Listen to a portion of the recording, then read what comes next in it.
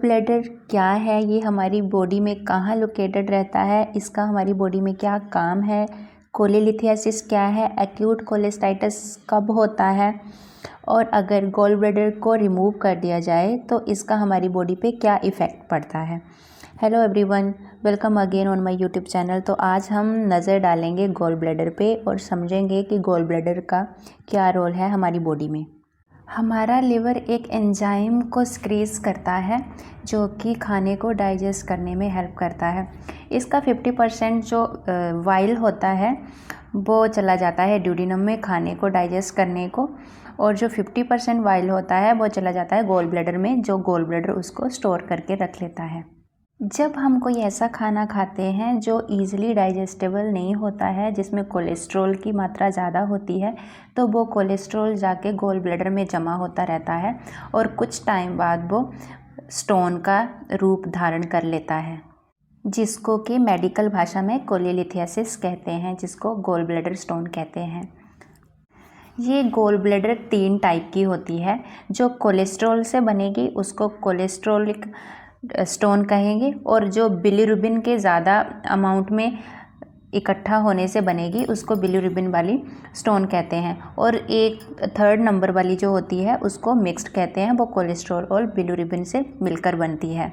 तो जब स्टोन बनेगी तो पेट में एपिगैस्ट्रिक रीजन में पेन होगा, उसके साथ वॉमिटिंग होगी, और कई बार इसमें फीवर भी आता है, भूख कम लगती है, और जो पेन होता है वो पेट के ऊपर की तरफ को बढ़ता है। तो बात करते हैं कि इसको ट्रीट कैसे किया जाता है। मैक्सिमम जब कोलेलिथियासिस होता है तो इसको सर्जरी के द्वारा ही रिमूव किया जाता है। ये मेडिसिन से बिल्कुल भी ठीक नहीं होती है। बट हाँ, अगर कोलेस्ट्रॉल से बनी हुई स्टोन हो और वो 1 सेंटीमीटर से कम हो तो वो कई बार मेडिसिन लेने से ठीक हो जाती है। अगर बिलीरुबिन से बनी होगी या फिर वो मिक्सड स्टोन होगी तो वो मेडिसिन से ठीक नहीं होगी, और वो अगर 1 सेंटीमीटर से ऊपर है तो फिर वो सर्जरी के द्वारा ही उसको रिमूव किया जाता है। ये तो हो गया कोलेलिथियासिस। अब बात करते हैं एक्यूट कोलेस्टाइटिस। इसमें जो गॉल ब्लैडर में स्टोन पड़ा हुआ था वो आके सिस्टिक डक्ट में जाके फंस गया है। इससे क्या होगा, जो वाइल है वो जो गॉल ब्लैडर में है वो वहीं फंसा रहेगा, और जो लिवर में वाइल बन रहा है वो भी स्टोर नहीं होगा गॉल ब्लैडर में जाके, तो वो रास्ता ही ब्लॉक कर देता है उसका, और इसमें कई बार बहुत ज़्यादा पेन होता है। इससे क्या होगा कि गॉल ब्लैडर में इन्फ्लामेशन हो जाएगी, जो गॉल ब्लैडर के अंदर जो बाइल इकट्ठा हुआ होगा वो बढ़ने लगेगा, गॉल ब्लैडर का साइज़ भी बढ़ जाता है, जिससे बाइल में इन्फेक्शन डेवलप होने लगता है। इसमें ई कोलाई और ग्राम बैक्टीरिया जो हैं वो एक्टिव हो जाते हैं, जो इन्फ्लामेशन का काउज बनते हैं, और इसी को हम एक्यूट कोलेस्टाइटिस कहते हैं। इस कंडीशन में एब्डोमेन में बहुत तेज़ पेन होता है और वो बैक की तरफ रेडिएट होता है, और ये जो दर्द जब उठता है तो 5 से 6 घंटे तक रहता है, और पेशेंट की हार्ट रेट भी इंक्रीज्ड हो जाती है इस केस में। और सम टाइम तो जॉन्डिस भी डेवलप हो जाता है, बट जॉन्डिस बहुत ही रेयर केसेस में डेवलप होता है। इसमें कॉम्प्लिकेशन तब होती है जब ये पस का रूप ले लेती है, जो इन्फेक्शन होती है उसमें पस बनना शुरू हो जाती है, जिसको एम्पाइमा गॉल ब्लैडर कहते हैं।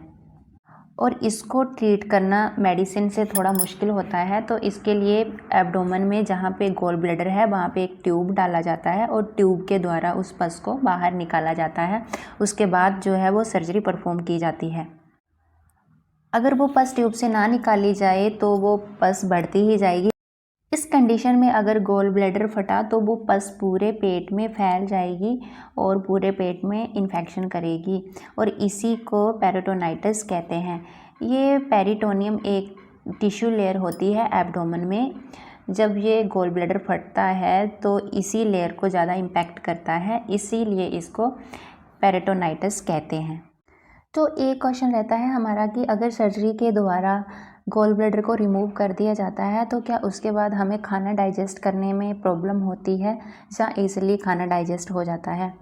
तो जो लिवर है वो एंजाइम बनाता है जो खाना डाइजेस्ट करने के काम आता है। तो इसमें होता ये है कि लिवर जो है वो 50% सीधा ड्यूडिनम में भेज देता है खाना बनाने के लिए, और जो 50% बाइल होता है उसको वो भेजता है गॉल ब्लैडर में स्टोर करने के लिए। तो जो पहले गॉल ब्लैडर में स्टोर हो रहा था बाइल हमारा, वो अब स्टोर नहीं होगा। तो खाना वैसे तो हो जाता है डाइजेस्ट, बट हमें थोड़ा हैवी मील इसमें अवॉइड करते हैं जिसका गॉल ब्लैडर निकाल दिया गया होता है, क्योंकि वो हैवी मील थोड़ा डाइजेस्ट होने में दिक्कत करता है, जिसकी वजह से कई बार हमें दिक्कत हो जाती है कि हमें ये शिकायत आती है कि खाना डाइजेस्ट नहीं हो रहा है। बाकी इजीली खाना डाइजेस्ट हो जाता है, जो नॉर्मल खाना हम घर पे खाते हैं वो डाइजेस्ट हो जाता है, उसको डाइजेस्ट होने में कोई दिक्कत नहीं होती। तो इसके बाद कई बार पेशेंट का ये सवाल होता है कि क्या अगर एक बार गॉल ब्लैडर से स्टोन को रिमूव कर दिया है तो क्या वो दोबारा डेवलप हो सकती है?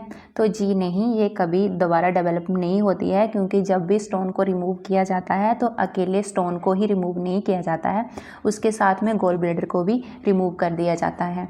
तो ये स्टोन दोबारा नहीं बनती है, क्योंकि गॉल ब्लैडर ही वहाँ पे नहीं है तो स्टोन कहाँ बनेगी। तो ना तो गॉल ब्लैडर दोबारा बॉडी में डेवलप होगा, बनेगा हमारा, तो ना ही उसमें स्टोन बनेगी। तो एक क्वेश्चन ये भी रहता है कि कई बार हम जब पेन उठा होता है स्टोन का हमारे पेट में, तो हम इमीडिएटली डॉक्टर के पास जाते हैं, तो डॉक्टर कहते हैं कि इमीडिएटली सर्जरी परफॉर्म करनी पड़ेगी। तो हमारे दिमाग में ये क्वेश्चन होता है कि हमें अभी सर्जरी करवानी चाहिए या थोड़ा रुक के करनी चाहिए।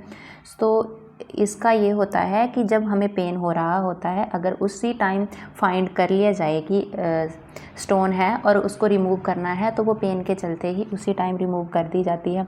अगर हम उस टाइम नहीं करते हैं, पेन जो है वो शांत हो जाता है, अगर हम सोचें कि 1-2 दिन बाद सर्जरी करवा लेंगे, तो ऐसा पॉसिबल नहीं होता है। उसमें फिर थोड़ा टाइम लगता है, क्योंकि उसमें क्या होता है कि इन्फ्लामेशन बहुत बढ़ गई होती है, और सर्जन को जब सर्जरी करनी होती है तो इन्फ्लामेशन के चलते थोड़ी सर्जरी करने में दिक्कत आती है, क्योंकि वो प्रॉपर तरीके से जो गॉल ब्लैडर है जहाँ से उसको कट करना होता है वो चीज़ दिख नहीं रही होती है।